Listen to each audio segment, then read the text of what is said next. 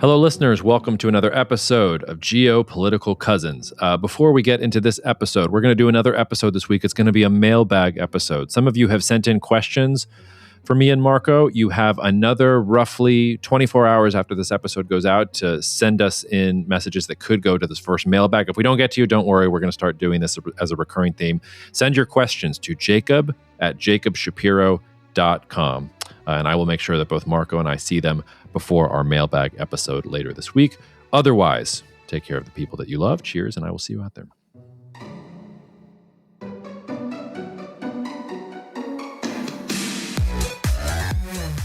All right, listeners, guess who has two thumbs and is not mentioned in the Jeffrey Epstein files?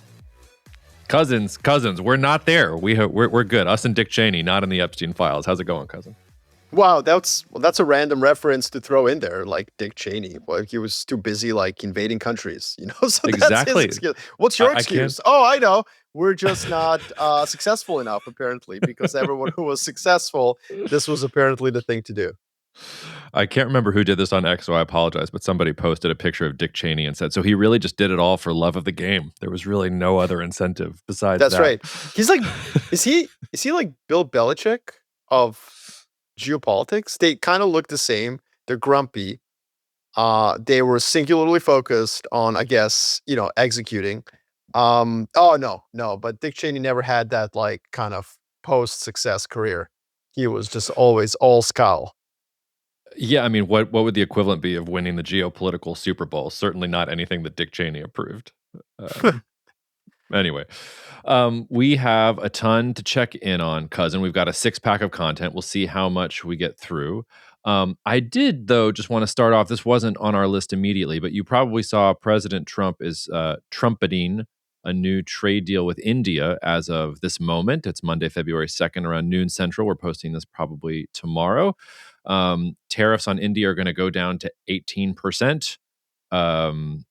At least, the tariffs from the United States on India going down 25% to 18%. India is lowering its tariffs against the United States to zero, and President Trump says they're committing to buying $500 billion worth of U.S. energy, technology, agriculture, et cetera, and also that they're not going to buy oil from Russia anymore, instead sourcing it from Venezuela. India is one of the only countries that can actually refine that Venezuelan crude. So it's not a nothing there. I actually thought it was an interesting signal in terms of the Russia-Ukraine war. As for the trade deal, it really smacks of the EU announced a real free trade deal with India last week, and President Trump doesn't want to be outshone, so he wants to claim that this deal is there. It's really not as big a deal as the EU deal. Anything you want to say about about the US-India trade deal or these shenanigans, Marco, before we dive in? No, but it was the big one, right? It's not a free trade deal, as you point out. That's true. But when you think about all the trade deals that have been concluded, there are really two outstanding ones. One was India. There was some rancor over South Korea, of course, which is a small country, but a huge trade partner with the US. And then finally, we're still waiting for a final or a more sort of long-lasting China-US trade detente. We have a truce right now, but that's the US administration can now focus on that one.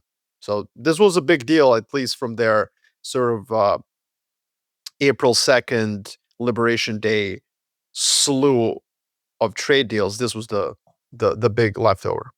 Yeah, maybe from a PR perspective, but in terms of like long-term relations with India, I mean, really doesn't mean anything. Ironically, and I think India knows this, if you want to increase manufacturing competitiveness within your own country, compete with the rest of the world.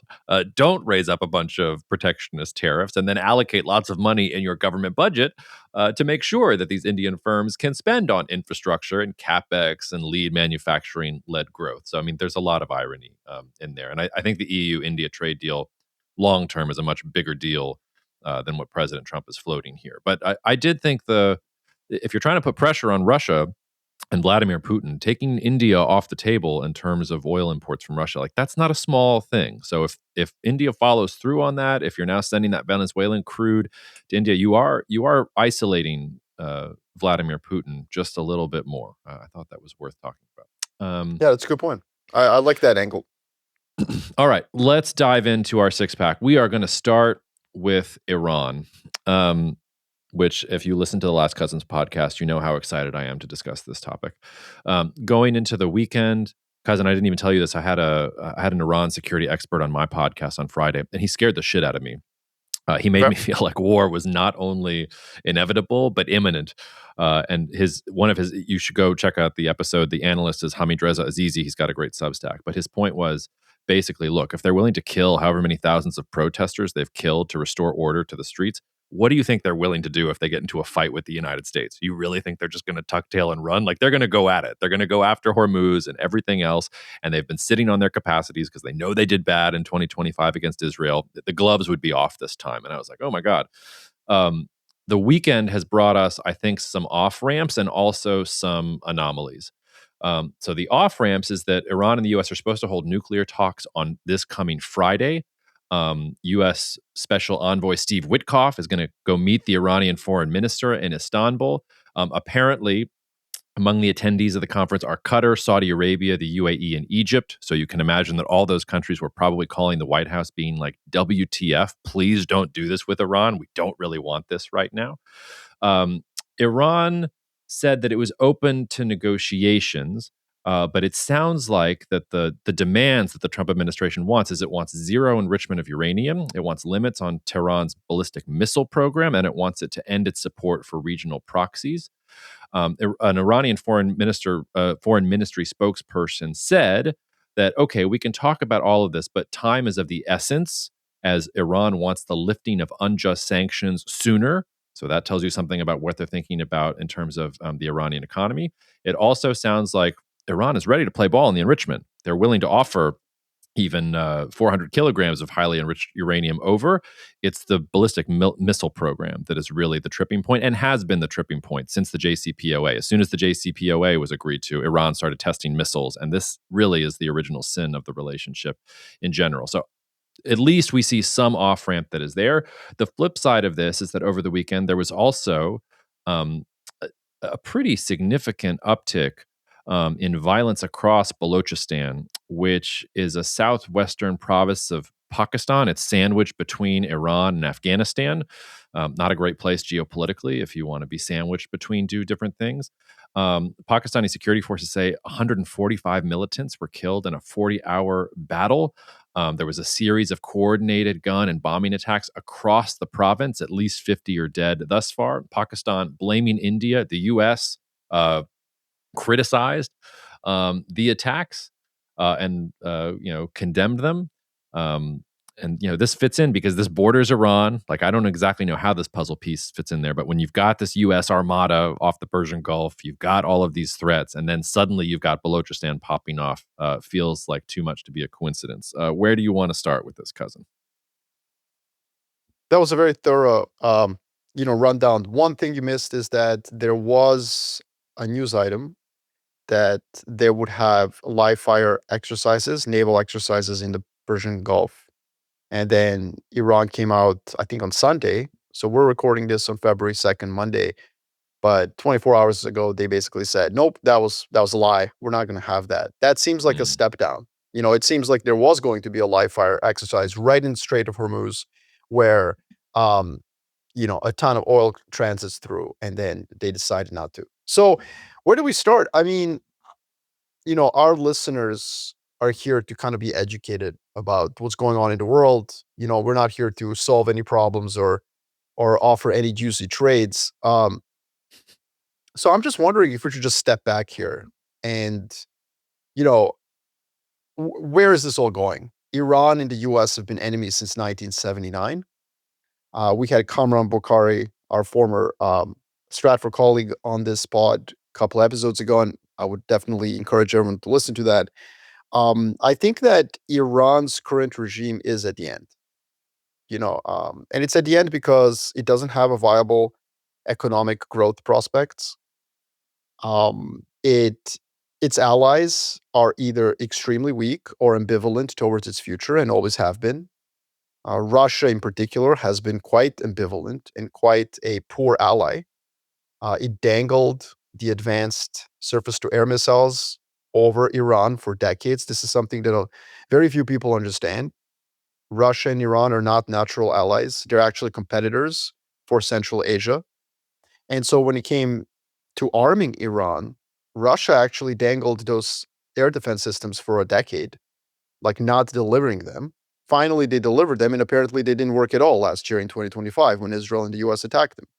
And then finally, China, which has been an ally of Iran, has also deepened its relationship with Saudi Arabia, which is wealthier, has more oil, and it's quite frankly today a greater military power than Iran, which I know a lot of people are not going to agree with because Iran has 90 million people. Saudi Arabia has, 23 to 37, depending on like 35, depending on how you count the expats. But the truth is, Saudi Arabia just has far more advanced weapon systems, and they've been learning how to use them in the war in Yemen. So China is sitting there basically trying to keep these countries from descending into war.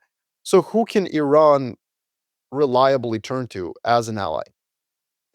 Nobody. It's got no economic growth prospects, it's got no allies. And unlike North Korea, because one could say, well, they can choose the North Korea model, they can just become, a feudal authoritarian state that just wantonly murders its citizens. The problem, as we've seen over the last several months, is that that's difficult to do in a place as highly educated, sophisticated, with people who there's a huge expat community across the world. This is just, you're not going to keep Iranians off the internet and off the news flow and completely compliant.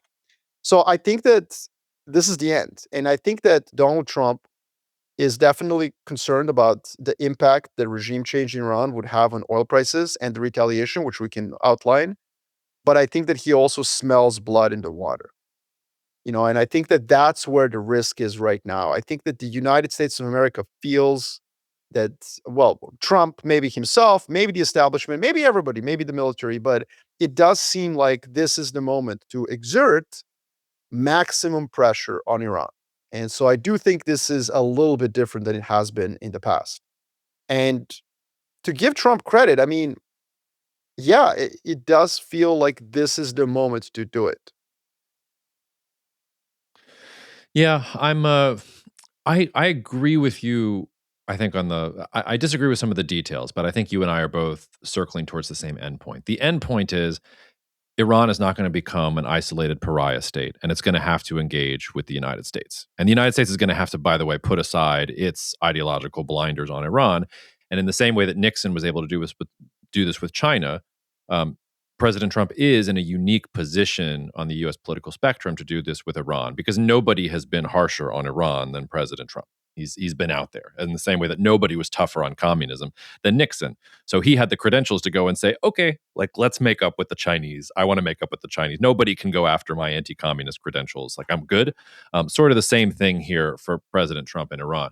Where I push back against you and where I am not at all convinced, even on Kamran's argument, is I don't think this regime is done in the slightest. And I think the off ramp that we're watching is actually an admission of that. You might remember when the protests first started almost a month ago now, at the beginning of January, President Trump first tweeted, "You are not alone. Help is coming." Help didn't come. The protesters were crushed. We don't know what the exact numbers are, but thousands, tens of thousands dead at the hands of the Iranian security forces.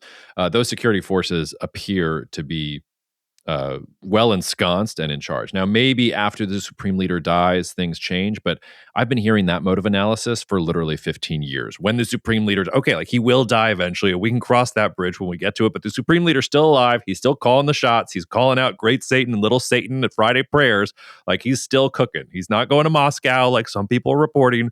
Like he still seems to be controlling things from that point of view. So I'm not convinced that the regime is on its last legs. But I am convinced that the economic pressure is extreme and that President Trump is likely open to a deal and that Iran is open to a deal. I also think this off ramp, though, is an admission from President Trump that he doesn't have the same kind of power and leverage over Iran that he did in Venezuela. In Of Venezuela, it's course. clear in Yeah. hindsight, he had Delcy. He knew what he was doing. He was substituting one for the other that was going to be friendly to him. If he could have done that with Iran, I think he would have done it already. I don't think he can. So I think he's saying, you know what? I need to deal with this regime. Let's start my art of the deal negotiating process. I'll deploy the aircraft carrier. I'll make some absurd demands and let's see what the Iranians do. And the Iranians are coming to the table. They're saying, okay, like we'll talk to you on some of these things. By the way, please move the flotilla away. Like, we're not cool with the flotilla. That's one of Tehran's apparently requests. Like, okay, we're like open to enrichment, we're open to talking about this, but you need to start moving some of these military assets away from Iran. So it'll be interesting to see if that happens. But I think it's an admission from the United States that, you know what, we can't pull off regime change. We can't even get rid of the supreme leader and trust that we're going to install somebody who's going to let us work with them. But yeah, I think on the broad picture, you and I are in agreement. Does that make sense? Yeah, I think look, I think obviously President Trump has not attacked Iran. I mean, this has been going on since December. You're absolutely right that this is a completely different story from Venezuela. But let's be very focused on what is different. Aside from, what we're inferring from the very clean attack in Caracas and the fact that suddenly, the vice president to Maduro is making deals with the US and US oil companies, there is another huge difference. Let's say that the attack on Caracas went terribly wrong. There's now American Delta forces held hostage in Caracas. Maduro is still in Venezuela. There is literally nothing Venezuela can do to either the United States of America or global economy. And so I think the real constraint is not necessarily what you see, which is that the regime is stronger, although I think you're right. It's more that the pain here is obviously the regime can, go to the nuclear option and start deploying various assets to cause oil prices to double or triple. Yeah. And here's why I still think though that the regime is at the last legs, because we are at that point where that is all they have. In truth, very like Iran was interesting. See, let me back up. North Korea has only one option, and it's the nuclear option. Like, North Korea doesn't really have a way to ratchet up its pressure on the West from 0 to 10. I mean, it can, I guess, launch some ballistic missiles, but North Korea really has 9 and 10. 9 is using conventional artillery strikes against Seoul, which would decimate about a quarter of the city without using nuclear weapons. That's one thing they can do. They can use 1950s technology, just large caliber artillery, and because Seoul is in the north of South Korea, you can actually hit it with, basically artillery. The second, the 10 out of 10, is nuclear weapons because North Korea has them. The problem for North Korea is that if you were ever to do either 9 out of 10 or 10 out of 10 on a scale of retaliation, it would be turned into a parking lot. Not by nuclear weapons, it would be F-16s out of South Korea, just turning the whole country into a parking lot. Yeah. So that's why there's this stasis. Now, Iran used to have a 5 out of 10, a 6 out of 10, a 7 out of 10 on its kind of scale of retaliation. You could use Hezbollah, it could use Hamas, it can use various other proxies around the region, Houthis in Yemen, which are still actively there. So maybe they still have like an 8. The problem is that what's left really is, especially because we now found out their own ballistic missiles and cruise missiles are just incapable of hitting anything. Like, I think last year, some poor Bedouin got hit by shrapnel and died. So because of that, they are kind of becoming like North Korea in that sense. Not in the sense that they can repress their people and turn into a authoritarian state. It's just that there's nothing left anymore to show to Israel or America or the rest of the West. Like, hey guys, like, you need to take us seriously. We can do a little bit of here with Hezbollah, a little bit of here, maybe with some ballistic missile tests or strikes. It's come down to this. Like, look, if you come here, we're just going to cause oil prices. And the problem with that, Jacob, is that that's a one and done. Once you do that, now the US has the domestic political agreement and international agreement to turn you into a parking lot. And that's why I think that, like, pulling that card is so difficult for Iran. If they do that, it's game over. I think I think you're right in terms of I think they have two other dials though that they can turn up. The first, we mentioned a bunch of the proxies, but the one, and it's ironic that we started with a Dick Cheney joke. This was not intentional, but they do control the proxies in Iraq, and they have significant control to turn up the volume there. And Iraq is a major oil producer, so if they still have that lever, you can pull that lever in Iraq, and maybe you can monkey around with plausible deniability in terms of oil Yeah, that's production a good one. without Agreed. having to touch the Persian Gulf. Second is, and I don't know how much of this is IRGC propaganda or Iran trying to front this. It's very hard to get a good sense of what this is about. But you're right in terms of the Israel-Iran war last year. Iran got spanked. It was completely embarrassed. But two things. First of all, you were the one who pointed out that Israel needs to be re-upped by the United States. in that fight. One of the reasons it ended when it ended was because the United States basically cut them off and said, "We're not giving you any more missiles. Okay, like do what you're going to do, and let's put this thing to bed." So unless the United States is helping Israel, there's a limit to how long Israel could stay in that fight. And towards the end, you're right that they did fire off some rockets that hit the poor Bedouins, but that's in part because the Iranians were holding back some of their best stuff. And towards the end of the 12 days, you saw them unveil some of their more sophisticated missiles, and you saw them start hitting things with greater specificity. Whether it was, I think it was an air base that they were able to hit in the Negev. They were starting to show that, hey, we have some intelligence on where some things are important to Israel. We're going to hit those with these missiles. We've got this.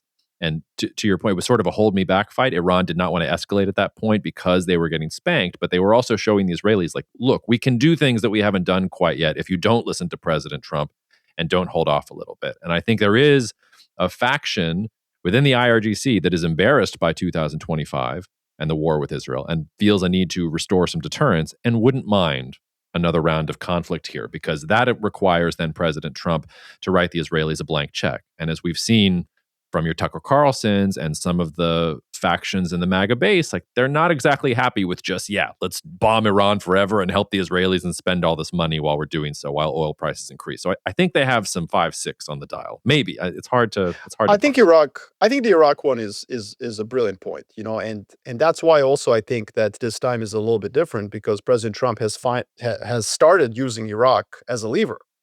He's threatened to intervene, to pull support from Iraq if the Shia militias continue to dominate the government. If Maliki, I can't believe he's still relevant, but there Is he he is. still cooking? Wow. He's still cooking. If he were to become the prime minister, so Trump is, and this is important because I think a lot of our listeners are not aware, but there was almost a civil war in Iraq in 2022. We talked about this on the pod before, but for those of you who have joined us late, Iraq is the jewel of the Middle East. It's not Hezbollah and Hamas. Those are terrorist organizations. Iraq is a state. It produces, 4 to 6 million barrels a day, depending on the day. It's a serious place. Yes, it's dysfunctional. Yes, Kurds in the north, Sunnis in the south, Shias in the middle.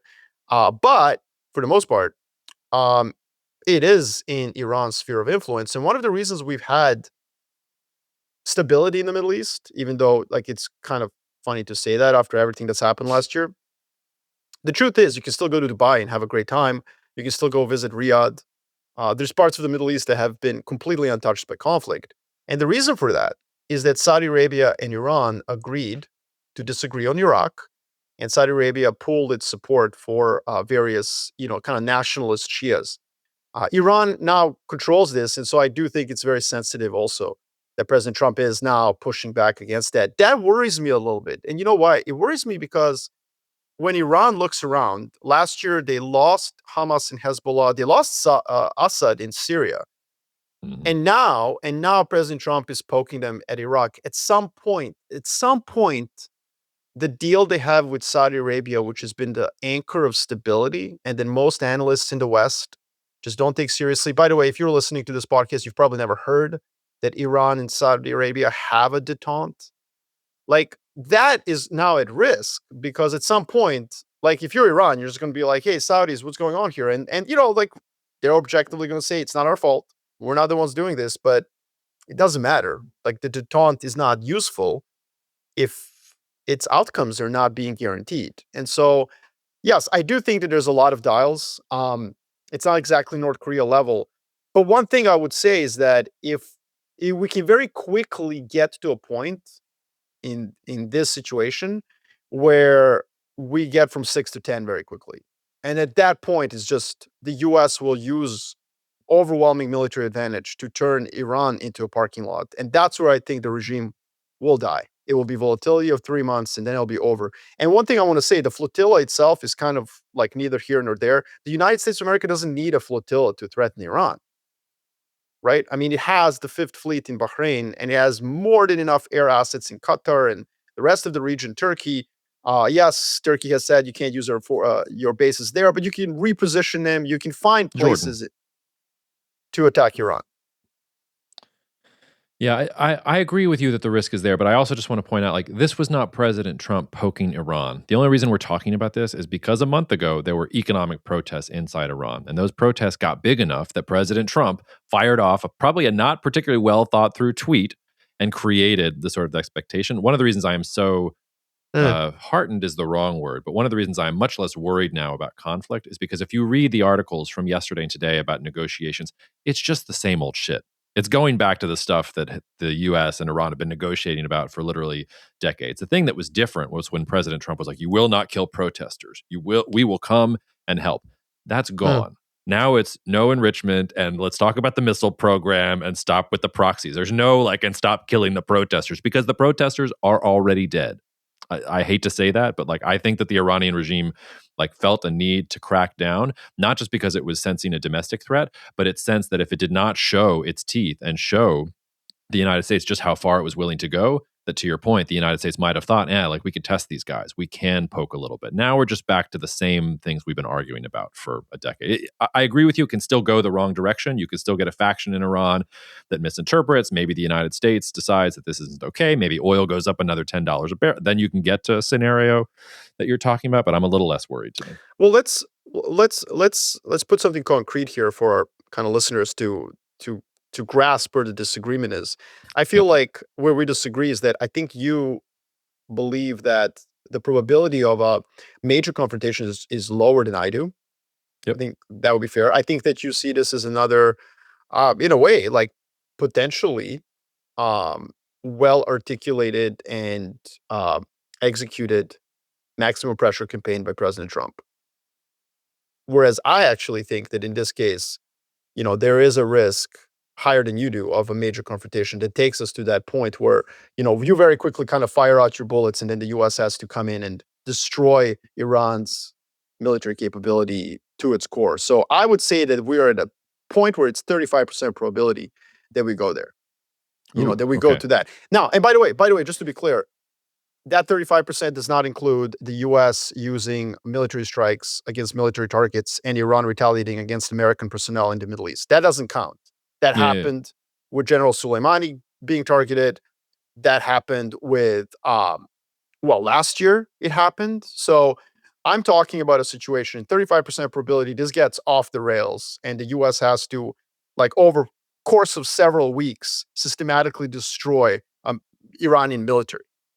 Yeah, that's a good way of making it concrete because I'm at about 10% for that. And the other thing I'm trying to say here is I think that there is a window open, and I'll call it 25% or 30%, where uh, Trump can pull off a Nixon in China type moment. This can be Trump in Tehran if he wants it. I think the opening is there, but he's going to have to deal with some he's going to have to deal with the supreme leader. I don't think he's going to be dealing with the Shah's son or the Iranian student protesters or anything like that. It's going to be that kind of deal. But we shall see. Well, no, and just Um, to be clear, I there you go. just because this is so important, like I definitely respect your view, and my constraint-based framework that ignores preferences and ideologies and blah blah blah tends to definitely, if it makes an error, it errs on the side of caution. I think I think my concern here is definitely not ideology. I think you've pointed something really important that we need to emphasize and reemphasize. President Trump really is unique on Iran. His first pick for national security advisor were General Michael Flynn, who thought Iran was basically Satan, Mhm. like Yeah. straight up. He was what Iran says about America, he said about Iran. Yep. And he was effectively like just destroyed, I think, by the national security apparatus of the United States of America so as not to have nuclear war with Iran. you know, go total conspiracy theory. But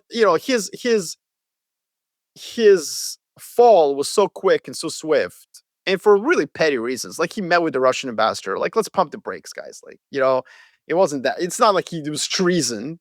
But he was removed very quickly for, I think, his views on Iran, actually. And then John Bolton, who was another hawk, was also basically removed from the Trump administration. Trump has had this very interesting relationship with Iran, where in his first term, he was surrounded by uh, definitely ideological anti-Iran hawks who think that there's just no way to make deal with him. And then last year, he concluded. the bombing of Fordo by saying, God bless United States of America, God bless Israel, God bless Iran. So I think that you're really onto something here. And I do think that he thinks that he can do the maximum pressure campaign. I just fear that, this time around with the instability inside of Iran itself, I think there's a greater odds that something goes wrong and that there's too many people in Iran whose backs are up against the wall. And so they're not as comfortable negotiating with the US as they may have been pre 2025. But again, I do usually tend to, kind of also give out probabilities that are very similar to that. Like the chances of something epic are probably low, but we'll see. Yeah, which is I was going to leave this further down in the six pack. Let's move it up right now and treat it shortly because I think you're right. The Iran hawks are not next to the throne. Who's been next to the throne for the entire month? Little Marco Rubio. And what was the executive order that the White House put out just a couple of days ago? Was it about Iran? No. I will quote from it. Quote, I find that the policies, practices, and actions of the government of Cuba constitute an unusual and extraordinary threat which has its source in whole or substantial part outside the United States, to the national security and foreign policy of the United States. A little bit further on, for example, Cuba blatantly hosts dangerous adversaries of the United States, inviting them to base sophisticated military and intelligence capabilities in Cuba that directly threaten the national security of the United States. I think Trump wants a deal with Iran, and I think he wants Cuba. And I think you can tell Rubio is ascendant. It's not Bolton who's playing the Kissinger role. It's Oh, no, not, of to your course not. point, Yeah. anybody like Flynn. It's somebody who's like, keep your eye on the prize. Venezuela, Greenland, Mexico, cartels, Cuba. Focus, President Trump. Focus. Like you could do your nuclear deal shenanigans all you want with Iran, and if you can push them out, great. They're terrible, but like let's keep our eye on the prize. I think that's where President Trump is probably searching for a path forward. I know you love Cuba, like, and I know you Yeah, want that beach house. Like, I hear you. It's it's right across the you're Gulf. I got my Panama it's hat I right know. over here. It's Yeah, great. you can I'm just practically kidding. see Cuba from your From my from the backyard. Yeah, see right out here? There's the Mississippi, Cuba. Just get in. Get in. listen, I get it, but I do wanna say that, I mean, you know, just from an geopolitical context and standpoint, and I don't wanna denigrate Cuba as a strategic, piece of real estate. Of course it is. But the United States of America, as I've said before, has been a great power, has been a unipolar power, has been a superpower with Cuba in the hands of its rivals, right? And so like not solving Cuba for another 20 years, like it is what it is. Iran, if he so in other words, let me put it this way. If you end up being right with your very bold forecast, which I love, if you end up being right, what's bigger for President Trump's legacy? Like flipping Cuba or solving Iran? And I think it is Iran by any measure. I, I not to be wishy-washy, but I think it all depends on the how. If solving Cuba means that the Cuban Communist Party makes a deal with the United States but stays in power, then it's not that impressive. In the same way that Mm, if solving Iran means you make a pragmatic deal with this current regime, like that's temporary. I mean, all things in geopolitics are ephemeral, but that is yeah. particularly ephemeral. That's not going to last that long. Now, if you flip Cuba, if you bring down the Cuban Communist Party, if it becomes state number 52 or 53, that's a huge feather in your cap. If you can have a Nixon in China type moment where if we're turning, from Iran from adversary to pragmatic economic partner for the next 40 years and a regime, I mean, it's not going to liberalize, like the Chinese did not liberalize, but the Cultural Revolution stopped. Like for the most part, China was playing by most of the rules, and in the special economic zones it was basically as if you were in the way. If you can have that kind of accommodation, then yes, like that's also a huge one, and then that means huge things for the stability of the region. So But it all matters the how, I think, not to be but wishy-washy. but I see your point because it's also far more likely, even though your forecast is still quite controversial and unexpected, but it's far more likely that they can effectuate the regime change in a place 90 miles from Miami than Iran. So the nuclear deal with this regime it's not that impactful in a long kind of cycle. So I agree with you. Unless, look, unless Iran is prepared to do what with its mullahs and the theocracy that they have, what we have done with our kings. Like, unless they're prepared to do that. And, I mean, like, I think we're closer to that than we think. yeah, But you're I don't right. want to. We've I don't want to we've become heard a it for a long caricature. time. I don't want to be a caricature of myself, but I mean, there's a double standard here with Iran. They're not the only theocracy in the region. We are quite adept at dealing with theocracies. So if all Iran has to do is, I mean, Toby Keith, may his memory be a blessing, is no longer with us. But if we can get Tim McGraw to do a concert in Tehran, and the supreme leader agrees to start building movie theaters, and now we could say everything's good, like we're good, like we're open for business. Like there is no reason the United States cannot make an accommodation with Iran if it can make an accommodation with Saudi Arabia. Our I shouldn't say our, the U.S. fixation on Iran goes back to the 50s. It's a Cold War conflict that is now outside of the context of the Cold War. And if it takes somebody like President Trump, who is outside of the national security establishment, to say, guys, what the F are you doing?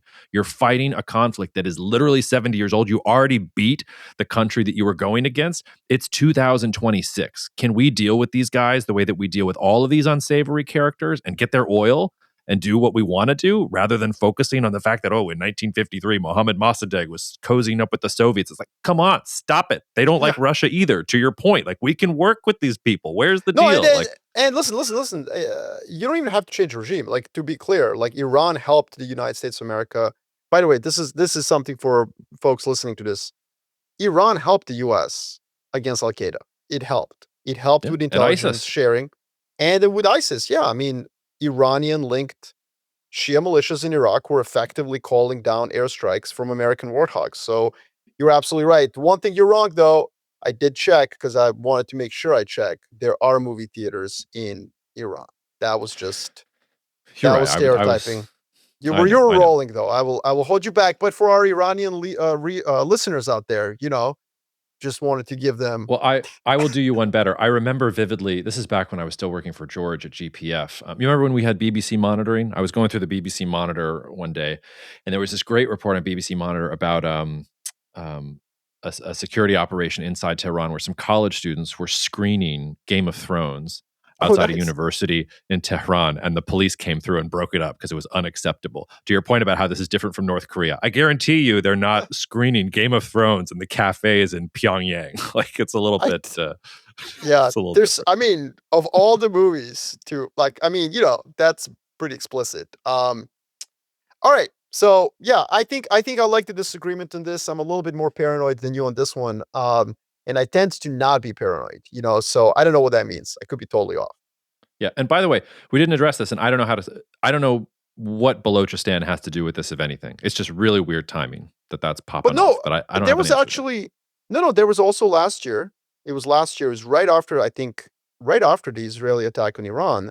But there were anti-terrorist, anti-militant operations by Iranian military in their own parts of Iran, where there's various ethnic groups that have, kind of conflict with them. So there was an anti-terror operation in Iran very quickly after the Israeli and the US attacks.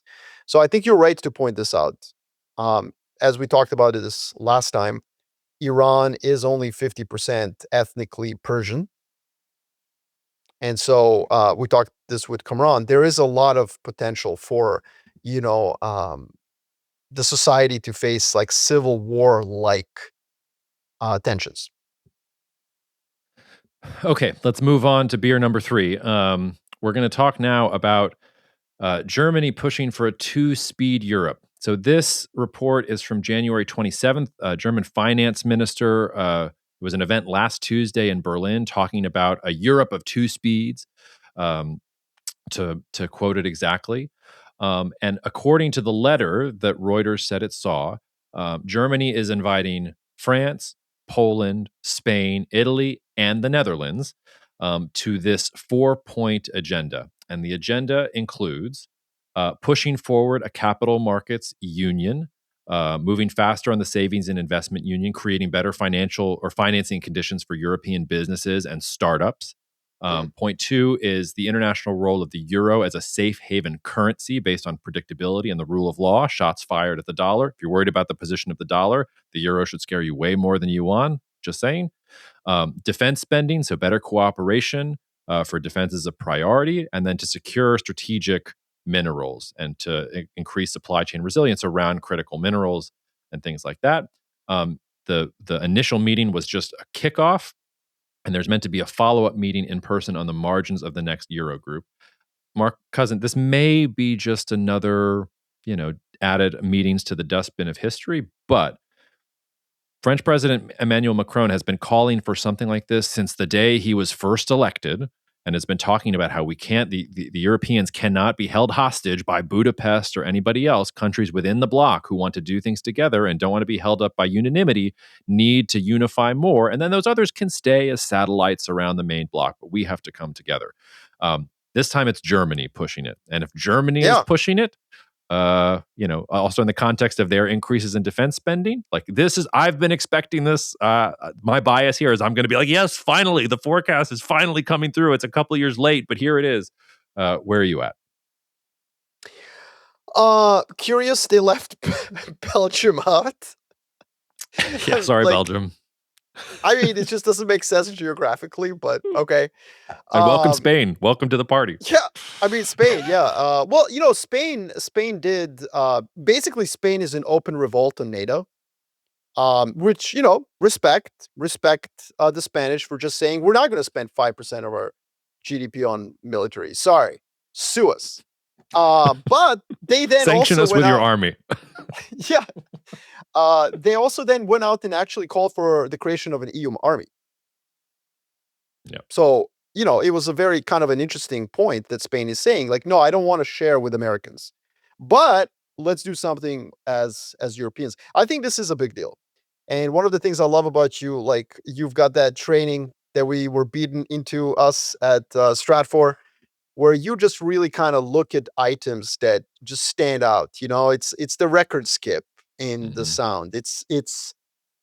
It's the weird part of a fine leather purse that just the grain isn't just right when you touch it. And so this is a very important point. I mean, especially what you said, many have suggested this. France has constantly talked about this.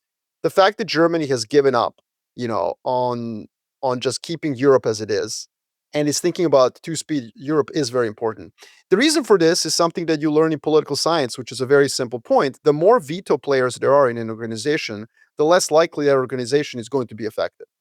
And it's just like a family. Let's say you and your wife, you bring the in-laws, your parents, you guys all go somewhere. You're never going to decide where to eat, what movie to watch, what board game to play, because there's just too many veto players. It only really works. This is why when you go, well, one day you will notice when your kids are old, but when I go on vacation without my wife, it runs extremely smooth. And I don't mean anything against her, but even Shots just two, fired. even just two adults is too many. Yeah. Like, when you can just say what you want, it's easier. The less veto players there are in an organization, just the smoother it is. The objectives are going to be reached. You're going to know what the objectives are.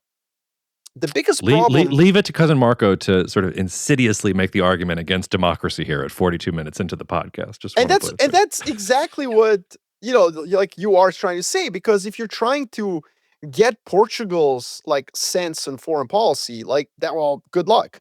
And the biggest problem with Europe in many ways, and the reason that country like United Kingdom was always extremely in favor of enlarging the EU, was specifically to dilute the coordination of the continental powers. Let me say that again. This is why Charles de Gaulle, the president of France, who's often seen as Eurosceptic, he wasn't Eurosceptic. He was Brussels skeptic, he was Commission skeptic, but he wanted a strong, united, strategic, independent Europe. The reason he was against the United Kingdom joining the EU and why they had to wait for the poor man to die before the UK joined the EEC, the reason for this is that Charles de Gaulle always said, look, the Brits are going to be the Trojan horse for Americans. And then when the UK entered the EU, it wanted more countries to join. It was the strongest push for expanding the EU towards Eastern Europe, partly to dilute the Franco-German coordination, which always, kind of made the Brits a little uncomfortable about, a strong continental power rebuilding the Armada. And so this is why it is a big deal that Germany is doing this because Germany has in the past aligned itself a little bit more with that expansion. Let's enlarge Europe. And France has been saying, like, well, put a let's put a stop on that and try to digest the countries we just swallowed.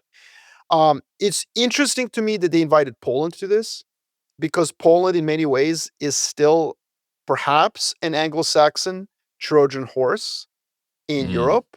But that certainly has not been, and I think you posted this as well, Jacob, did you not? I You did, yeah. posted on X, and look how much I pay attention to my cousin's posts. Oh, it's nice. It's nice. Like It's nice to I be know them by seen. heart. You posted basically this poll in Poland where it shows that the majority of Poles now don't see America as a reliable partner. The vast majority, like over 70%, like scary poll. And by the way, that is if you're listening to this pod Scary poll. and Get it? But I'll be here. I'll be here for another 75 minutes. Sorry. Go please ahead. tip your waitress. No, but like if you're listening to this from the more conservative side, the pro-Trump side, the MAGA side, like let me just pause here and say this is the cost of President Trump's negotiating tactics. And nobody has given his negotiating tactics more, you know, more support than I have. Like clearly the man delivers in a tactical sense. The problem is that even if you get a marginally better deal on Greenland, the the effort in getting that does have long-term costs. Poles are pro-American. They always have been. They're not pro-German. I wonder why. Like, you know, the the Polish people love America. They see it as liberators, and they are not comfortable hitching their wagon to Germany, but they're being forced to do that because they're seeing the reliability of American support, whether it's Ukraine, whether it's basing troops in Europe, or whether it's with things like Greenland and how Denmark is being treated. So I do think that this is interesting that Poland was included. I think it's interesting Sweden, Norway, Denmark are not included. It's almost like Germany has already decided in making this pick of countries. It's almost like they've decided that the Nordics should just have their own closer union. And so I don't think it's so much a two-speed Europe as a multi-region Europe that then will be able to come together for various different alliances. So, one of the things that our former boss George Friedman used to obsess about is Visegrad Group. I mean, I think it's completely useless and it hasn't had any impact at all whatsoever. Visegrad Group is the Central European countries, Czech Republic, Poland, Slovakia, Hungary. Um, they've had no impact at all. But if you push them into their own grouping, you push the Nordics into their own grouping, maybe there's a Mediterranean union as well. The point is, this does seem significant. It's basically EMU5 plus Poland. And that would create a pretty synced geopolitical entity. It's basically the Charlemagne Europe plus Spain. Yeah, there's a couple of things to dive into there. The first is, I mean, Visegrad Group. I mean, they did become the workforce for the German supply chain. So in the sense, one of the reasons that Germany was able to become an export superpower was because they took advantage of the V4. So I wouldn't say nothing, but yes, I think you're right in general. Also, just because these are the 5 countries that are invited doesn't mean that these are the countries that will agree. Sure. These are the ones that Yeah. you're hoping to at the outset. But I think you're right to point out that one of the reasons to take this report more seriously than maybe previous reports about this is whoever is trying to put this proposal together thought pretty hard about it, because you need Poland if you're going to do this in terms of Eastern Europe. Poland and Germany have been at odds. Poland hasn't liked that the rule set around the EU has basically been written to help the Germans. That's their point of view, and they've been asking for changes on those rules for literally decades. If Germany is now coming and saying, okay, let's make some new rules and you get an equal seat at the table, like that's something that's going to be really powerful, I think, in Poland. I think you're also right about the Nordics. I think probably if I was Germany, that the Nordics are going to be along for the ride anyway. And to your point, you don't want to dilute it too much. What you really need to do is you need to have an anchor in Eastern Europe. You need an anchor in the Mediterranean. And it'd also be nice to go to Spanish beaches. So, like, let's make sure we can go to Spanish beaches. Also, to be serious, Spain is the country that was most immune to Russia's invasion of Ukraine, because while the rest of Europe, and especially Germany, was betting on Russian energy as the source of their energy problems, the Spaniards were importing LNG. they were doing solar, they were doing all sorts of renewables. Like they were not really touched by that. The French also had nuclear, so they were less touched by that as well. Well, And they have, Spain, yeah, sorry, go ahead. You yeah, go ahead. no, Spain's economy is on fire. Is the best performing economy in Europe, and also they have the influx of really high quality immigrants from Latin America. Mm, So, exactly.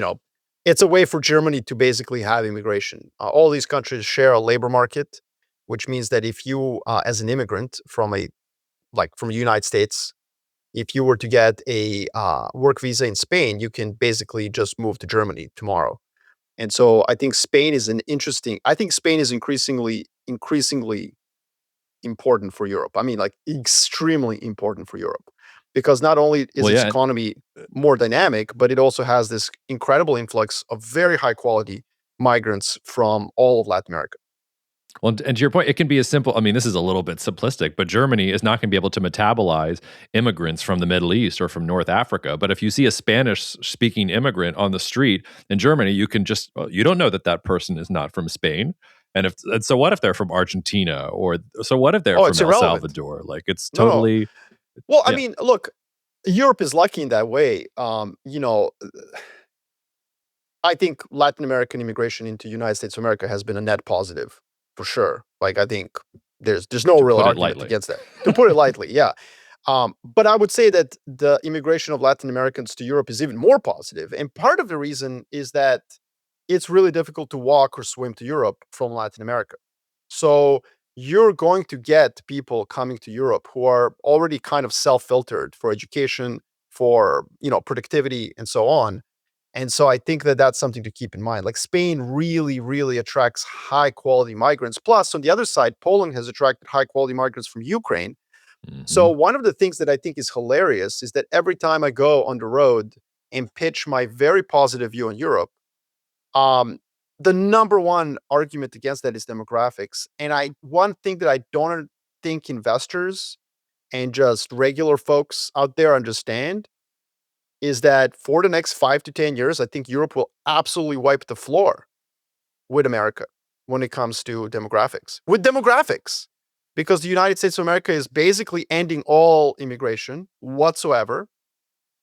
Whereas Europe has these two incredible veins into right this core. One is immigrants from Ukraine, which tend to be high quality, very easily integrated. I mean, their kids are basically German now already.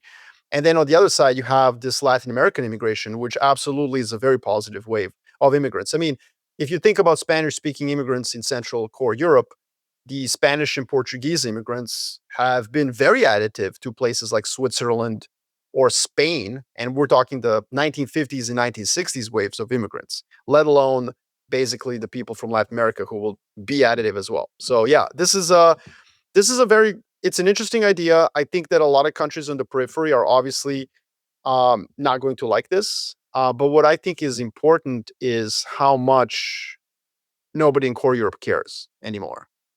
You know? Yeah, which is it'll be really interesting to watch what Hungary does now in particular, because I think Viktor Orban, I mean, as all leaders do, everybody has strengths and everybody has weaknesses. One of his strengths, at least in the 2010s, was he was ahead on Euroscepticism and he kind of understood where the puck was going. And I think he was able to steer Hungary in a positive direction. If and he's been around maybe for too long now. Maybe the strength of that signal is going to be a little bit weaker. But one of the several things I would be watching for going forward is, what does he do? Does he smell that there's a real change afoot? Because if he does, we should see a change in Hungary's That's a orientation and in great some of the point. orientation of these powers. Also Serbia, like my Yes. my home country as well. See, when you're one of 30, when you're one of 20, you have a veto. Like that veto has value. You're the thorn. You're the annoying guy that I want Hawaiian pizza. Like, bro, nobody wants Hawaiian pizza. Like, we can only order four. You're gonna take like we're gonna have to be picking off the pineapples. Although, by the way, as a side point, I love Hawaiian pizza. Oh But God, my point is no. like that's Orban. Orban was the guy ordering Hawaiian pizza. Everybody had to accommodate him because everybody had to dance around this politically correct like way of everyone's equal in Europe. And now it's like Germans are like, no, everyone's not equal in Europe. Orban, you can do whatever you want. We don't care. You want to veto our foreign policy? Cool. We'll have a completely different club right here. We're not going to invite you. Similarly, Serbia, which has really I mean, you have to argue like it's played its cards well. It's balanced China, Russia, Europe. The problem is if core Europe just says, "Look, we don't care anymore." It's you're either do what we say or have fun with Russia, which just spent 1 million people on winning West Virginia of Europe. You know, I think it becomes a little bit tougher to do that, and that's why this is very interesting. And you're absolutely correct. Great idea. Let's watch how Orban reacts to this.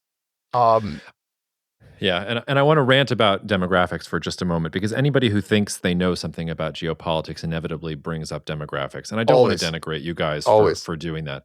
But if you're doing that, I know then that you've read The Fourth Turning, and I know that you've read our old colleague Peter Zeihan, and Neil Howe, very smart guy, very nice. Peter Zeihan, very smart guy, very nice. If you just try and use demographics like a crystal ball, you're going to get things wrong. Because what is demographics? Demographics is the sum total of human decisions about immigration and how many babies to have.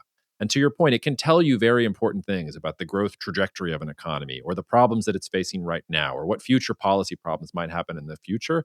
But to your point, demographics can change and it can change fairly rapidly. So if you're just going to extrapolate out from demographics today and say, oh, and that means this is going to happen, you're not doing good analysis. All you're doing is looking at a demographic chart and pretending like that's your crystal ball and that's going to tell you one thing or another. I can't tell you how frustrated I get when people ask about that because, yes, some European demographic situations, if you're only thinking about where the GDP number is, yes, problematic. But there are things like immigration. There are things like the Russia-Ukraine war that makes Poland go from some of the worst demographics in the bloc to some of the best demographics in the bloc over a 2 to 3 year time period.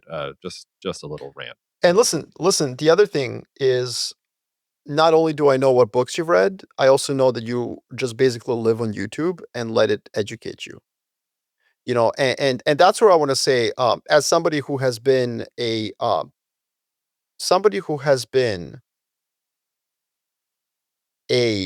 immigrant on an immigrant visa in 5 different countries and who's gone through naturalization process of 2 countries and is a citizen of 3. One thing I can tell you about immigration is that whatever you think about the stock of immigrants coming to the country, you're probably wrong about it. Hmm. And who can, like, obviously, different cultural groups and ethnic groups integrate faster or slower into different countries. So somebody from Argentina is going to integrate into Spain much faster than they will to the United States of America. Obviously, but the fact is, some of the narratives out there in Europe are clearly just Islamophobic. I'm sorry, guys. Like you're just being Islamophobes. Stop watching those YouTube clips. There are many, many Muslim migrants into Europe who have absolutely integrated. Absolutely. And so I think that's the other narrative out there that, European demographics are not just bad because they're not having enough babies, but the quality of immigrants is very poor. And the truth is that, yes, there's some parts of Europe where some Muslim migrants have not integrated and probably maybe never will. But that number is much, much smaller than the YouTube videos you're watching suggest. And this is one, I mean, this is to bring it back to the national security strategy. I mean, the Trump administration thinks civilizational erasure is happening in Europe. That's how they're approaching Europe, and they're doing it exactly. They're thinking about Europe in the wrong way. Um, this is just an anecdote, but I just had coffee with somebody who's in the shipping industry, and we were talking about the shipping industry, and he talked about how there have been a lot of advances and research around autonomous ships, which sounds pretty Mm. cool. Like you don't need people in the ships anymore; they could just go where they need to go. Makes a lot of sense to me. And I asked him, well, are those mostly being built in Asia? Because I know that Japan and South Korea, China are the big shipbuilders. And he said, no, Europe is leading the way here. And there was supposed to be a push to do this in the United States, but the unions around the dock workers and the ship workers didn't really like that so much. So even though they've pushed the Trump administration to try to do this, like they're not able to get any of the Wait, things that they need to do this. So it's happening in Europe. And I was like, wait, see, like, yeah, go ahead, go ahead. Yeah, wait, you can. wait. Europe is good at manufacturing? That's a shocker. Not only manufacturing, but at technology, like autonomous. Like, okay, Tesla, you can have your shitty car that China's gonna like lap you on or whatever. But who's building autonomous ships so that you don't need those immigrants to be on the ships that are traversing the world, bringing your products to and fro? The Europeans, like they're the ones. Remember, they're the original colonizers. They're the OG Well, colonizers. You think they're and just gonna that's walk like into that good night? no, and that's the problem I also have with this idea of civilization or erasure. European civilization is it's a syncretic civilization that exhibits a lot of integration throughout its history. And America's 250 years old. So, like, this is like a country that's 250 years old that has a very clear sense of where it came from because it can, like, literally point to Plymouth Rock, telling a civilization that's thousands of years old that they're going to get erased. And it's like, what the fuck are you talking about? Part of that is that, like, for example, Latin American immigrants coming into Europe via Spain and Portugal and then spreading throughout Europe. The reason they're not going to have trouble integrating into Europe is because they are civilizationally European. you know, they are not. And that's where in the United States of America, there might be problems with integrating Latin American immigrants culturally, at least in the MAGA camp. That's one of the things that motivated President Trump's election. And God bless, although, like Hispanics themselves voted for Trump in greatest numbers. So to give Trump due, there were concerns about crime. There were concerns about illegal immigration. It wasn't just cultural, pseudo racism. But the point that I'm getting at is that Europe does actually, ironically, have some advantages in integrating some people from some parts of the world, Yeah. perhaps better than the US. And I would say Latin America is one of them. And there's like, what, 500 million people in Latin America that Europe can tap into? That's a lot. Yeah. I think this is a good point to bring up another thing that we're going to put in the six pack, but I think this just glams on here in general. The Secretary General of the United Nations warned that the organization is in danger of imminent financial collapse due to unpaid fees and a budget rule that forces the global body to return unspent money. They didn't call out the United States directly, but the US is supposed to account for roughly 22% of the core budget. China's next because you contribute based on the size of the economy of each member state. And it looks like there's about 1.5 billion in outstanding dues. The US apparently owes 2.19 billion to the regular UN budget, and then another couple billion for some other things. No immediate response from the State Department. I was of two minds of this, cousin. Number one, I mean, obviously the UN is going to decline in relevance, and we probably shouldn't be looking towards the UN or the Board of Peace or anything else like that. I'm focused on two-speed Europe as the sort of thing that really animates me. I'd also just say, though, if you're China, I mean, the UN is for sale. Do you want it? Do you want to fill the gap? Would you like to kick the United States? If you're India, like, I mean, you could very easily like buy some of the UN if you wanted to. It wouldn't take that much, and I wonder if there's any value to that. But goes to this point about multipolarity. The UN was the perfect expression of the liberal international order and how most countries decided to join into that, and it is literally going bankrupt in front of our eyes. Like, is there a better metaphor for what we've been talking about all year or all It's of last it year? again, I love the way you pick these items. I think you are truly an artist, Oh, and this is like a canvas that you just paint because every topic you pick is so exciting to me, and I can just take it into so many different directions. We had, I think, a whole episode of this podcast on summitry and summits and ooh, congresses. And I brought up that the last time the planet was multipolar, summits were the way you resolved issues. They weren't permanent, they were issue specific congresses and summits. So you would say, hey, this place called Bosnia and Herzegovina, part of the Ottoman Empire, like seems to be in disarray. What do we do with it? And then Austria-Hungary says we want to take it, and the Russians are like, no, it's full of Slavs. We want to take it. And then you have a summit, and you get together, and you kind of like say, okay, what do we do with this place? Let's not get into a war. And the truth is that I just think that that's the world we're in. I don't think the Board of Peace makes sense if it's Gaza focused. I actually don't have a problem with it. I don't know why liberals are losing their mind over this. Like, what's wrong with this? Why not have Board of Peace? I mean, should Tony Blair be on it? Okay, maybe not. I don't know.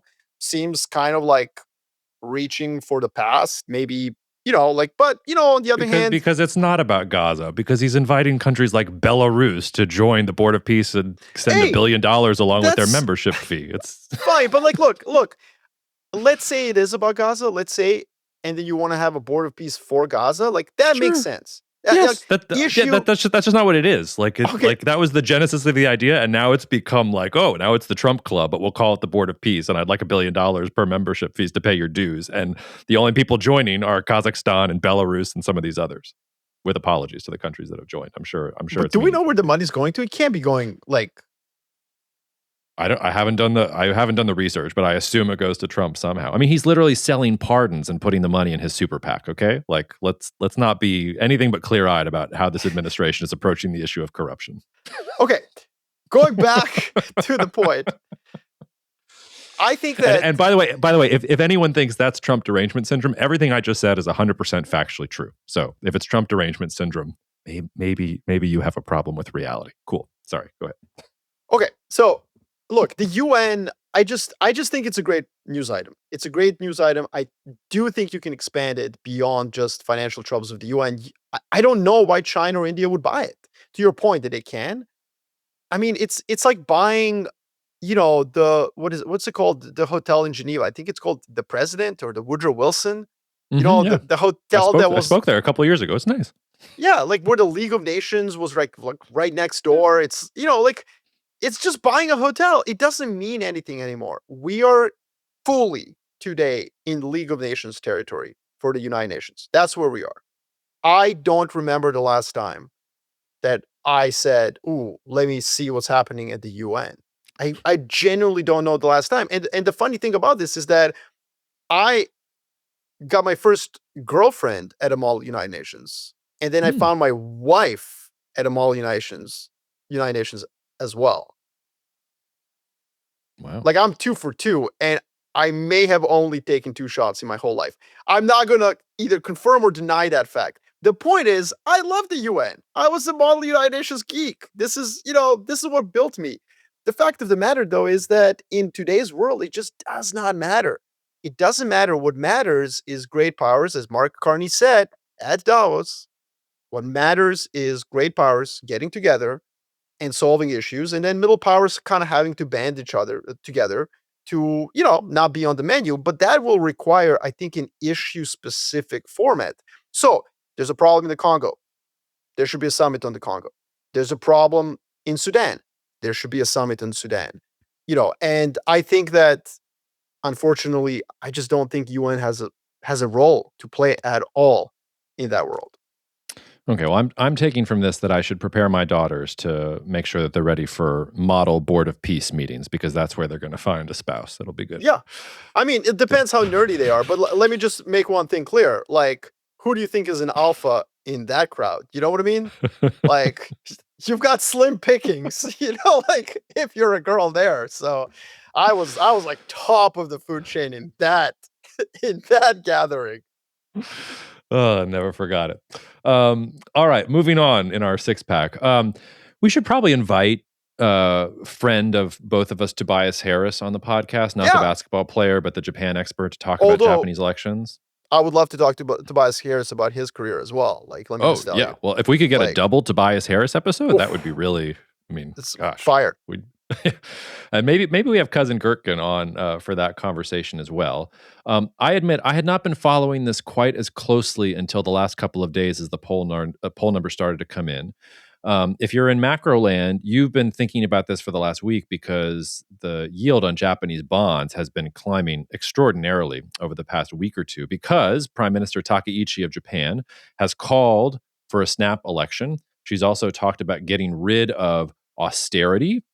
She wants more Japanese investment. She has said some controversial things about whether the yen is weak or strong and what that means for the Japanese population. But the latest polling and Tobias Harris put this on his Substack just yesterday, and I thought it was very interesting, was that new polling suggests that the LDP, Takaichi's party, could win maybe a supermajority in the lower house, and that would allow them to overrule the upper house. And suddenly now we're getting a very different kind of Japanese political situation than we would have even thought 2-3 months ago, where Takaichi was dealing with not even a majority, and having to deal with China, which was making an example out of Japan with some remarks that she said about Taiwan. By the way, for the Chinese analysts that are listening, yet another example of when China tries to go hard in the paint against someone and it does the opposite of what they hoped. Maybe they thought they were Yeah, going to create more instability in Japanese politics. Looks like great the point. exact opposite thing happened. They rallied around the flag. We don't have the elections yet. But there's a macro story here about Japanese government bonds and about the yen and about Japan's economy going forward. And then there's also the geopolitical story about Is this finally the moment where Japan gets a strong prime minister who wakes Japan up into this multipolar world? I thought maybe it was going to happen after Abe was assassinated, and you just didn't have a Japanese leader with enough support to push through some of the things necessary to do that. But if Takaichi comes through with these poll numbers, Japan looks like a power with a lot more agency. And when Japan has agency and a need to change, usually Japan changes the world. So I wanted to at least cook on that a little bit and maybe set the stage for welcoming Tobias on in the coming week or maybe next 2 weeks to talk about this. What do you think, cousin?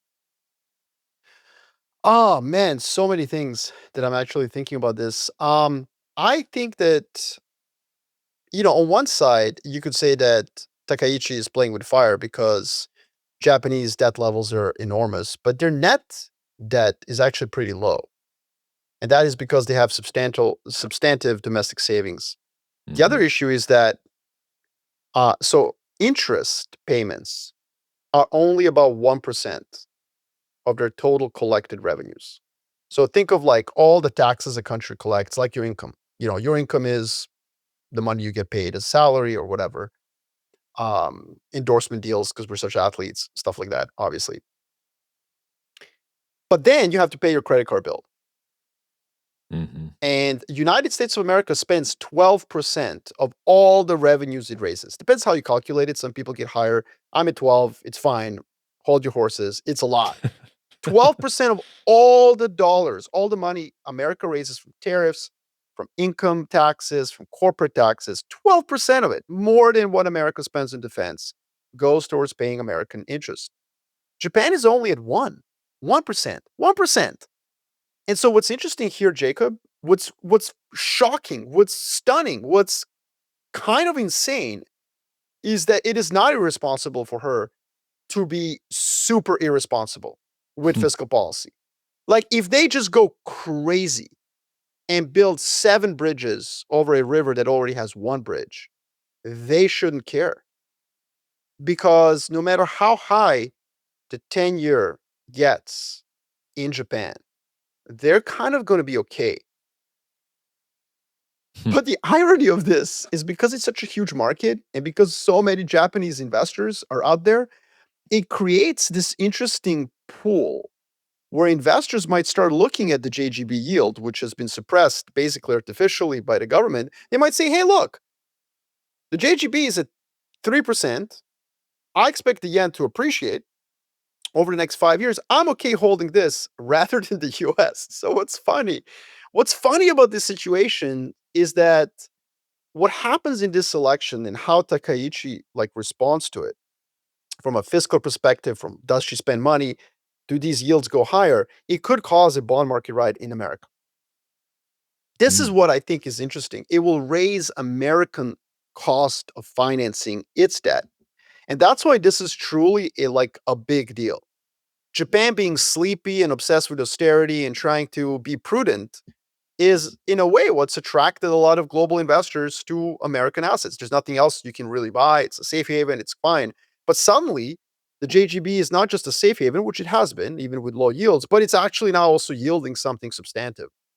And then if you factor into that perhaps potential currency appreciation, you're not talking quite an interesting flow of investors away from the US to Japan. Anyways, I'm just spitballing. I don't have a hard conviction view on this. I just think that what happens in Japan obviously matters. The other thing that she is known for, and this is what you point out with China, I mean, she is kind of a hawk, right? Abe was her mentor. And so not only is she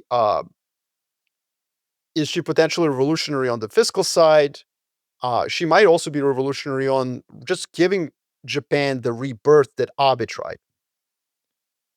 Yeah, I mean, there's two things there. I mean, first of all, I'll quote her. We will end this trend of excessive austerity and insufficient investment, end quote. So she's clearly saying that. She has also talked about her commitment to, she's given nods to fiscal responsibility, but she's also talked about deploying fiscal resources to support industrial policy and to provide relief from the rising cost of living, including with a full embrace of a consumption tax cut on foodstuffs. So if she gets like a sizable majority as a result of this election.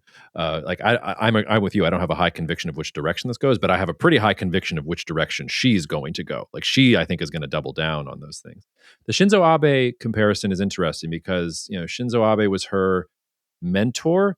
But one of the interesting things about Abe was he was the one who articulated better than anyone else this return of Japan to pride rather than shame about its past and wanting Japan to be a strong power again.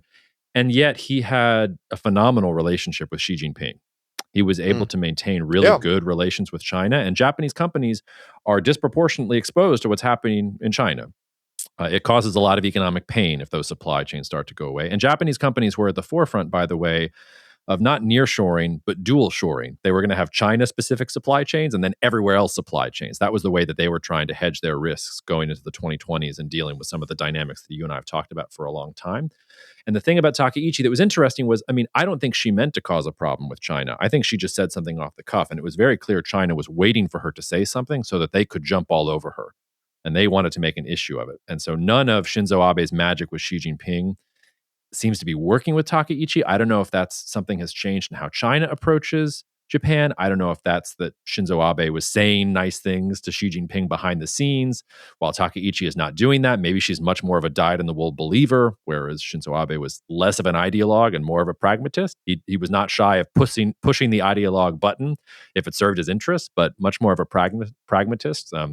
If you read some of the history about him, so yeah, I mean, it'll be really interesting. And I also don't know how to think about Japan US relations in this context because, you mentioned this at the very beginning. If we get some kind of US China trade deal, what does that mean for Japan? And Japan has kind of been left out both by the Biden administration and the Trump administration right. in terms of the U.S. approach here. So, why is there any incentive for Japan to align monetary or fiscal policy in a way that's going to help the U.S. Treasury or help what Scott Bessent wants? Because I don't think Donald Trump is thinking about it.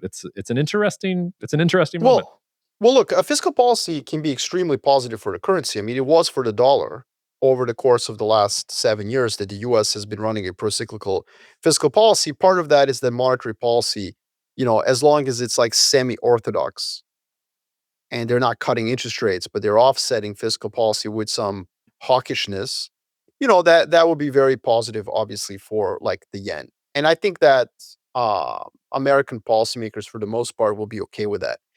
But I think that what you're pointing out is a bigger thing.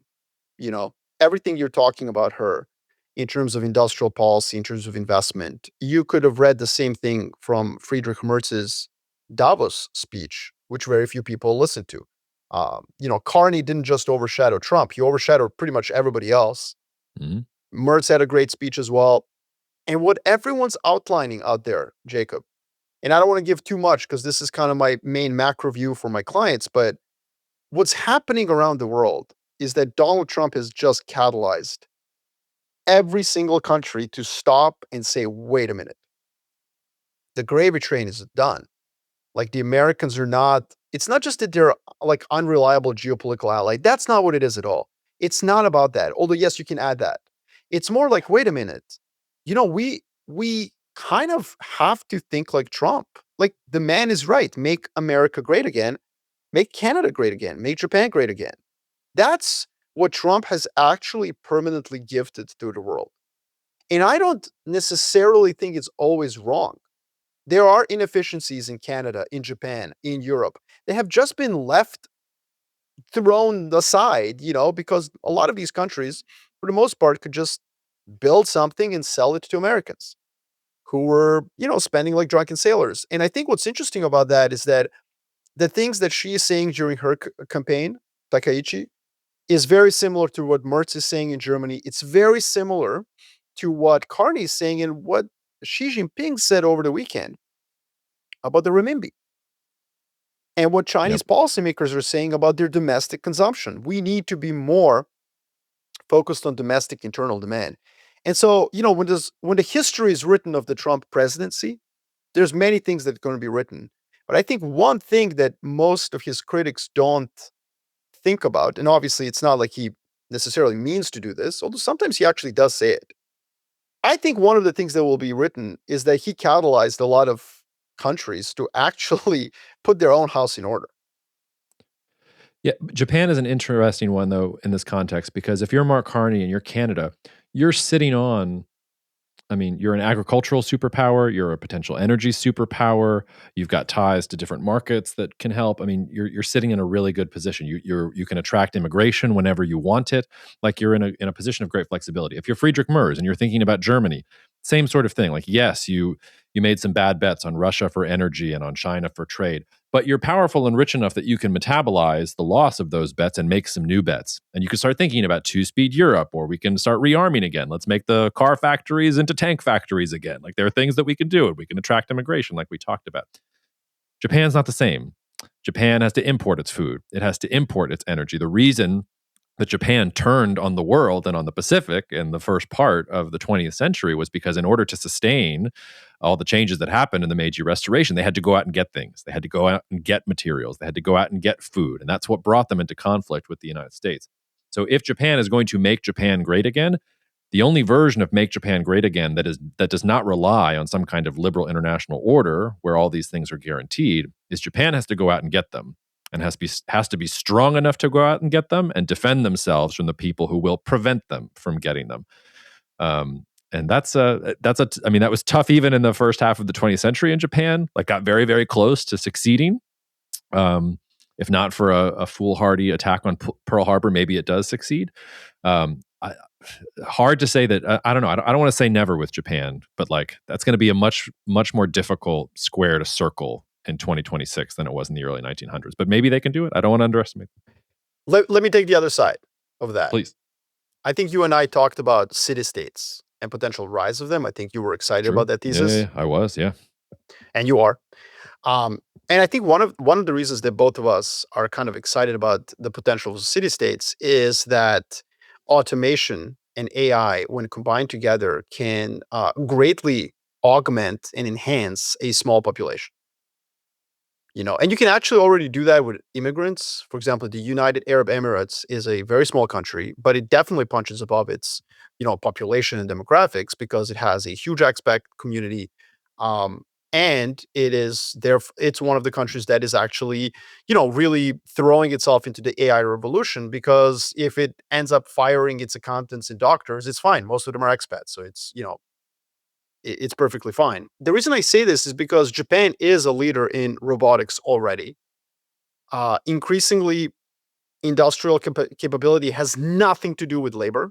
I mean, in the United States of America, the labor force participating in manufacturing has collapsed, but manufacturing industrial output has increased, right? We've all seen these charts. Japan is obviously at the forefront of that. They're not necessarily at the forefront of AI, but they'll figure it out.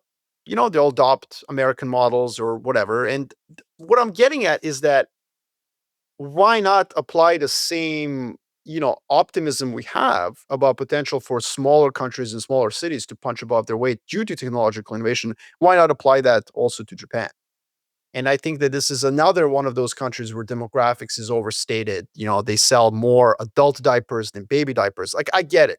I get all that. But it is a very secure, very technologically advanced country that is a nuclear power. Let's just be very clear. Like, Japan could have nuclear weapons in like 3 months.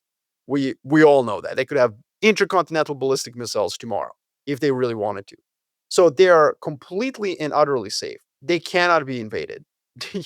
Like historically so. Yeah. And they're extremely, like the demographic issue, I just don't think it really matters. Your food point is very, very cogent, but like, okay, fine, don't invade Pearl Harbor and you'll have all the food you need because the United States of America will supply it to you. Yeah. So, right? I mean, like, why, this is where I think um I don't want to be the guy who says this is the decade when Japan finally makes it, because it's the Widowmaker trade. Many, No. But many people I have actually betted love that. your point so much because I thought where you were going, and I think this is where you're kind of going is, God, stop thinking about Japan like a 20th century geopolitical analyst. Yeah. Tokyo is the number one city state in the world. Like, why not Japan as the city state? Why not like, okay, Singapore wants to compete in Dubai. Japan has you all beaten already. Like, they can just let's go. Like, that's fine for us. I mean, look, I do think that in today's world, attracting immigrants, you don't need immigrants to like build your like aluminum smelting factories. You just need immigrants for the cross-cultural pollination of thoughts and ideas and diversity, not of visible qualities, but invisible ones. Mhm. The reason that I think immigration has enriched North America so much is that, people come from different perspectives, and I do think that Japan would benefit from that, and so would South Korea. These sort of insular East Asian economies that tend to have a very low immigrant population, I do think they'd lose something in not having more immigrants. And again, it's not for the low skilled immigrants, it's for the high skilled, but fine. The point is that between AI and automation, yeah, Tokyo is a huge city state surrounded, it's very safe. Um, and other than your food point, which I think can be easily solved. And by the way, this goes to everyone. I don't think we can analyze Japan as a 20th century power, but it goes also to China. People have very, very negative views of China because of demographics. You even hear stuff like, well, they won't have enough men to field an army. Number one, that will never be the case. Like, Yeah. you know what I mean? Like how many people, how many men with guns do you need in 2026? I'm pretty sure China will be able to field like 2 million dudes with guns for the next 1,000 years. Okay. The math is not that bad on their births. So relax. But the other issue is that, again, with automation, with autonomous drones, with autonomous, naval vessels, with AI, there is just less of a need to have humans. And so, yeah, I think a sophisticated, advanced society like Japan could do really well. And we could be, again, making Blade Runner movies with Los Angeles looking like Tokyo. Mm. Did you hear there's gonna be a Blade Runner TV series, Blade Runner 2099, Amazon Prime. Looking forward to it. That's awesome. But I mean, if it doesn't have Harrison Ford and Ryan Gosling, like, come on, you know. I'm gonna give it a chance, but I hear you. I hear you. We're coming up on time, but we said we were going to talk for a moment about the Fed chair. I'll quote President Trump's Let's do it. remarks last night at the Alfalfa Club. I mean, this is there's supposed to be some comedy here, so I know that he's saying this tongue in cheek. But he apparently at this dinner pointed at Kevin Warsh, his nominee to be the next Fed chairman, and said, "quote If he doesn't lower interest rates, I'm suing his ass off." I'm kidding. Am I? I really don't have a lot to say about the Fed chair, but I'm going to let you cook on this, Marco, because I know you think monetary policy doesn't matter. Yeah, look, so like a couple of things. First of all, the most important thing that President Trump said was on the plane, and he was asked if he expected Kevin Warsh what he expected him to do regarding interest rates. And Trump said, quote, he's going to lower them. I mean, if you watch him on television, because I watch interviews and statements, I hope he's going to lower them. But he's going to have to do what he wants to do. And then asked if Warsh had made any commitments to lower interest rates to President Trump. Trump said, no, because I don't want to do that. I could do that, I guess, if I wanted, but I didn't do it. So first of all, if you're listening to this pod and you're one of the many, many, many, many investors who rushed into gold and silver after it had already gone up 60% and you expected it to go to the moon, yeah, I think one of the reasons that gold and silver are collapsing is actually, and this is going to be very, very controversial, and in the age of hyperbole, I'm going to be hated, but I think it's because America's not falling apart. So I know we're at the end. I know we're an hour and 30 minutes into this. This deserves its own pod, honestly. But my thesis here is that first, on Minneapolis and immigration, the American median voter is not happy with President Trump. Mhm. His support is declining. And so what did he do? He called Governor Walz, literally while you and I were in the middle of a discussion Podcasting, about yeah. this. Yeah, and there was, clearly now there is an impetus in Congress for a bipartisan immigration. We might get an comprehensive immigration reform because of this. So that's one. Greenland, President Trump was accosted and constrained by conservative Republicans on the Senate floor, by cabinet members who do not look like Smeagol, by European and NATO allies, and by his own military. Everybody got together and was like, President Trump, like, yo, we don't have to do this. And what did we get? The Greenland thing lasted a fortnight. A fortnight. That was it. 2 weeks. Done. Over. Then on tariffs, President Trump is starting to see the constraints of American Constitution. We have the Supreme Court ruling coming up, but also the median voter again, like it's just not popular. It's highly unlikely, in my view, that we're substantively going to raise the current tariff level, which is 14.4%, if you collect them all together. I think he might go down, as you know my view. And then finally, on the central bank governor, there was this fear that we would have chocolate Labrador as the head of the, Fed, and we don't. We have Kevin Warsh, who, a lot of investors believe he was at one time a hawk and a monetarist. And look. Let's just be very clear. We did not get a chocolate Labrador at the Fed. No way. This is not some hack. This is not some, you know, loser you've never heard of before who's going to do whatever President Trump wants. But of course, in the interview process, it's not like there's not complementarity of views. Now, that said, I'm not sure that he's necessarily going to lower interest rates as much as people want, not because of what Kevin Warsh thinks in his head, but just I'm not sure that that's really what like the economy needs. I think economy is fine. If it ends up needing 100 basis points worth of cuts, I'm sure that Kevin Warsh will do 150. Of course.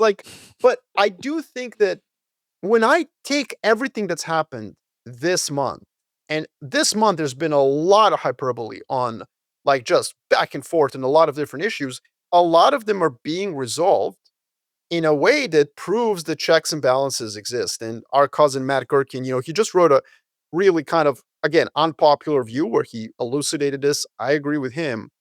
And I think that that's why this kind of like super left tail risk, which is, after Russian invasion of Ukraine, central banks started buying gold to diversify from the dollar so they don't get caught.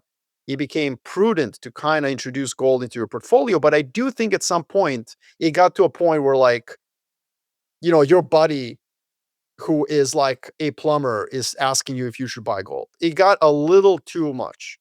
I've had some serious people tell me they're buying gold because they expect societal collapse, like literally. And then you're like, well, maybe it's not going to collapse. And, Kevin Warsh, what do I think about him as a Fed chair?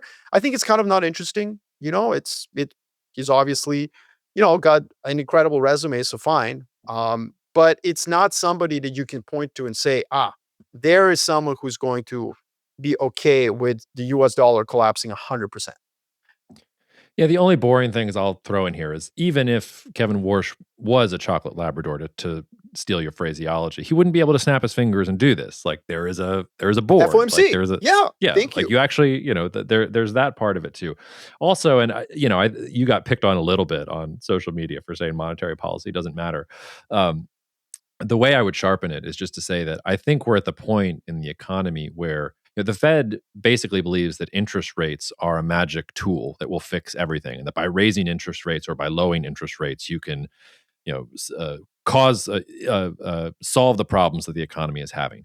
I think we're out of the realm in which moving interest rates up or down are going to solve problems in the economy. Like we have so many other different problems in the economy that if the left hand doesn't know what the right hand and the right foot and the left foot and the other thing are doing, like interest rates are actually not going to be the thing or the be all end all, and probably never were the be all end all. So I just think we're over indexing on interest rates, in part because it's too clean a story. Like you can write the newspaper article or the Reuters article, like, oh, he wants to raise rates. And if he does this many basis points, this is what's going to happen. And that leads to this market. It's like there's a lot of other instability that's happening. And I think we're over focusing Well, on just that.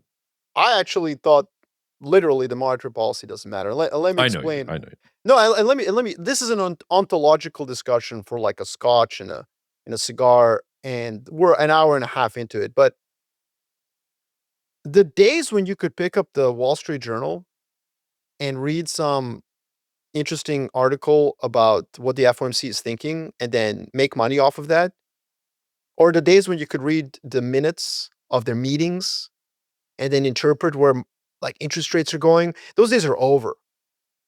And most people in finance don't get that. So for those of you who are listening to this and you're not in finance and investing, I'm glad this is a hour and 30 minutes of our podcast because you can just tune out. This isn't really for you.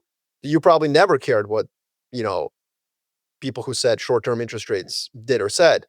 The truth is that we're in a world where macro is geomacro. There is no other macro. This is like geopolitics and politics are so infinitely more important in 2026 and beyond that if you call yourself an investor and all you do is read FOMC statements and try to think where interest rates are going based on what the Fed is going to do, like you're a dinosaur.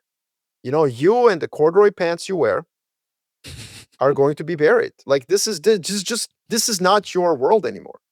And I think that Fed watching, which is what we in finance call the art of literary interpretation of FOMC minutes, which by the way was always crazy to me that this is that many people do in finance.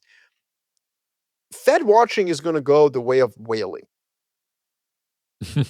Like there's still like equipment rusting in South Atlantic and South Pacific. You can still go to like these islands in the middle of nowhere and find huge infrastructure for stripping a whale carcass of its blubber and its oil. Because this is the only way we had light in large part of the 19th century before we invented the electric bulb. Like tens of thousands of humans were employed in the whaling industry. Whole cities in New England were enriched by whale oil. And then we invented the electricity, and we no longer needed this spearing of sea mammals to bring light. Similarly, we will not need to read FOMC minutes. And I don't care what they say, because you know why? Because they're not price makers anymore. They were when inflation and growth had very low volatility, because geopolitically and politically, the world was very simple. America was a unipolar hegemon. Nobody challenged it. And on the domestic political scene, laissez-faire capitalism dominated. The best practices of Ronald Reagan, Margaret Thatcher, that said, government, get out of capitalism, get out of the economy. This is the world where you can read an FOMC statement and think you're an investor. We're so far from that world. We're so far from that world.